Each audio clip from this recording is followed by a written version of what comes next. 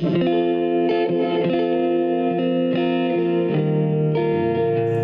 is up, everybody? Welcome back to 5 Minute Movie Reviews, the series where we review all your favorite movies in 5 minutes or less. So guys, again, I know I say this a lot, that I'm very excited, but this is maybe the most excited I've been for a review, because I am going to be talking about my favorite movie that I saw in 2020. That is not an exaggeration. I honestly think that this is a borderline perfect film. I have one slight problem, and this is spoiler-free. I highly recommend you guys check it out. But I won't touch on spoilers, so it's going to be hard to voice my total thoughts, but this is spoiler-free. I am talking about Promising Young Woman. That's right, this is the directorial debut and the first screenplay credit for Emerald Fennell. She's an actress. She's mainly known for The Crown on Netflix, which I haven't seen, but I hear is good.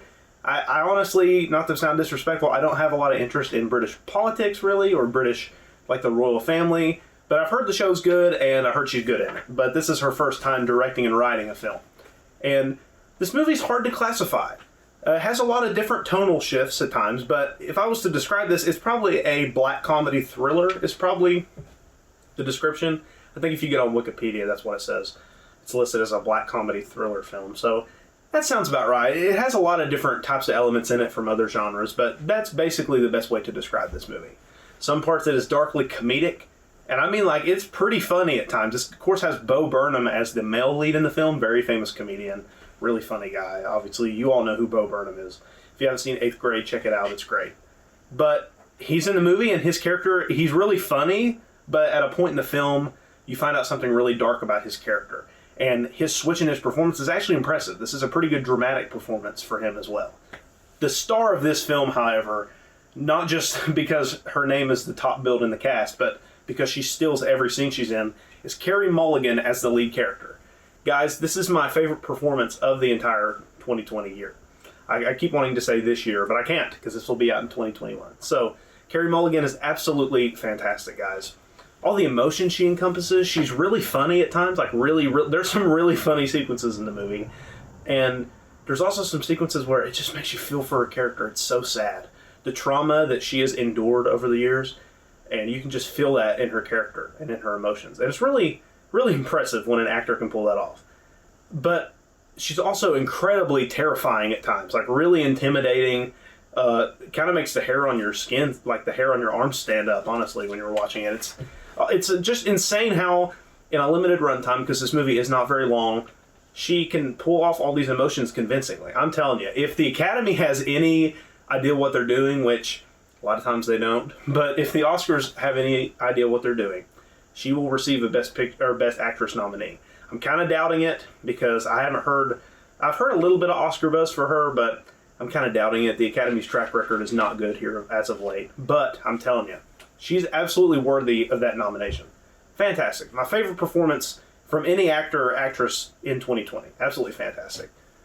The tone, like I mentioned in this movie, it varies a lot. You'll have scenes where someone is getting not murdered per se, not brutally murdered, but just where something is incredibly dark is happening, right? And the score is building, and it's very intensely disturbing and psychological. And you're just hearing about people talking about these horrible acts done towards women. It's just despicable stuff. And then you'll get a cute scene where Carey Mulligan and Bo Burnham are on a date, and it's real cutesy. And I will say that, if you don't like tonal shifts in film, it might bother you a little. To me, most of the time I like tonal consistency, but in this movie, I kind of like it. It gives the film a jarring quality that I think Emerald Fennell was definitely going for. It it doesn't make you know, it makes you kind of wary of where the film's going to go next. When a movie can keep you on its toes like that, then that's pretty impressive for a film to do. And this is probably one of my favorite directorial debuts that I've seen.